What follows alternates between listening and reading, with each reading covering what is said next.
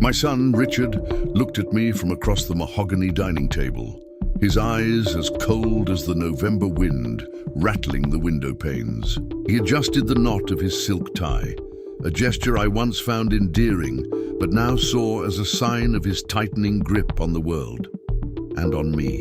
The Sunday roast, a tradition I had cherished for over 40 years, sat between us, growing cold. It was here, in the heart of our family home, that he delivered his ultimatum. "Mother," he began, his voice devoid of warmth, "it's time. You're getting older, and this house is too much for you. I've had the papers drawn up. Sign it over to me, it's for the best." His words were a calculated blow, an attempt to erase my presence from the very walls that held a lifetime of my memories. He saw not a home, but an asset, not a mother, but an obstacle. I felt a tremor in my hand as I clutched my napkin, the fabric a flimsy shield against his avarice. He wanted to place me in a comfortable facility, a gilded cage where I would be out of his way. Just as the silence in the room became unbearable, a gentle clearing of a throat drew our attention. Mr. Alistair Finch, our family lawyer and a friend since my late husband's university days, sat beside me. He had been a quiet observer until now, his sharp eyes missing nothing from behind his spectacles. "Richard," he said, his voice calm but firm, "before we discuss any papers of your making, there is another document that requires our attention." He opened his worn leather briefcase and produced a sealed envelope. My heart pounded against my ribs.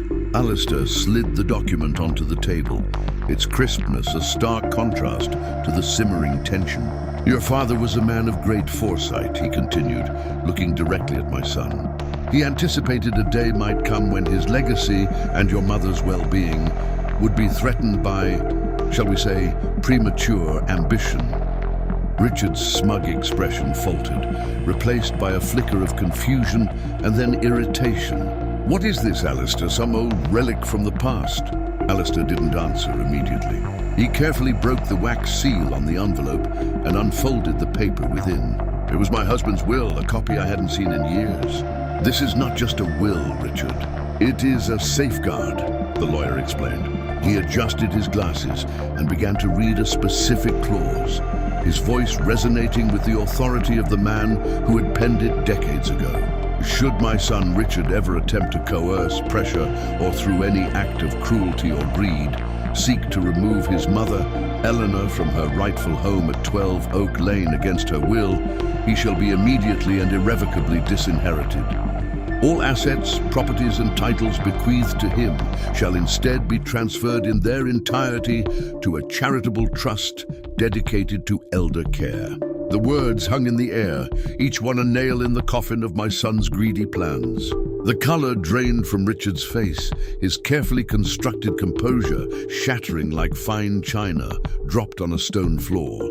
He had been so certain of his victory, so sure of my helplessness. The aftermath was a storm of silent fury. Richard stared at the will, then at me, his eyes burning with a hatred that chilled me to the bone. He didn't shout or argue. The clause was absolute, a legal fortress my husband had built around me from beyond the grave.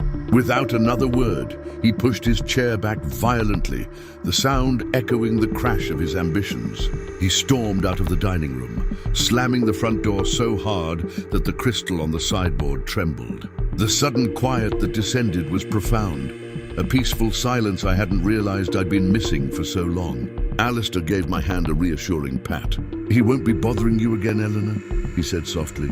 I looked around the room, at the familiar portraits and the warm glow of the lamps. This wasn't just a house, it was my sanctuary, my history, my home. And now, thanks to the love of a husband who had protected me even in death, it was truly and peacefully mine once more.